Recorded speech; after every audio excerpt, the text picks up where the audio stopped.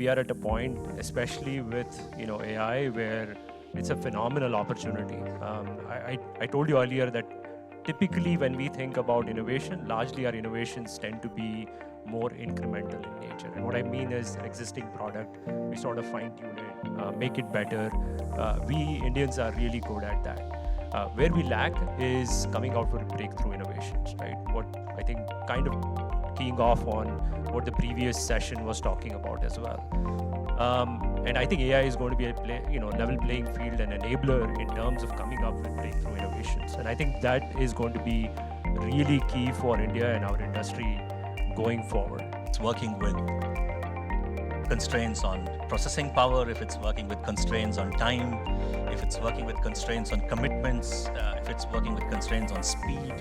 There's absolutely a lot of constraints that are thrust upon the auto industry right now, forcing to even crunch timelines like never before. I mean, from a 48, 60-month period to new players who are literally pushing in products at 18 to 21 timeframes.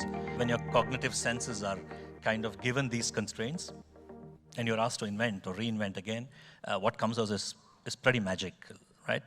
That is, if you give it a structure, and I think we've managed to give it that structure. When the camera was first in the cabin, inside a car, and those of you familiar with an OEM, every car line manager would think 100 times, if not more, before even giving you 20 cents for an additional chip that goes in there, because he has to multiply by 2 million cars that we sell and look at the business case, right? So it's always a difficult battle when you want additional computing, additional memory inside. So we managed to squeeze in, I remember, a mono camera at that time, and somebody said nothing more than a FPGA, you won't even get a GPU to do anything at all.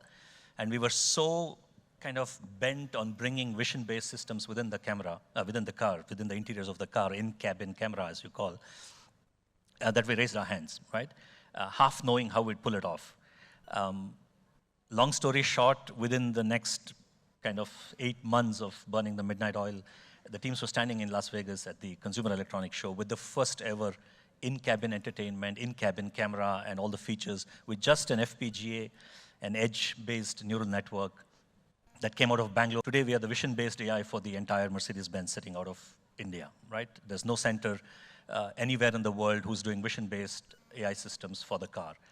And if I go ahead and see what all features and functions will be defined in the car, are today defined in the car and will be defined in the car, only based on that camera. The camera has grown to be a stereo camera right now. The compute has grown to be a GPU right now, all because somebody could raise their hands first and say, it doesn't matter. That taught us a lot of things of what we can pull off for R&D. If you combine boldness with logic, of course, with some common sense, but with also frugality and so on out of the center in India. That's helped us grow, that's helped us gain respect, standing within the bigger R&D community, and I think we'll go that way down confidently even further.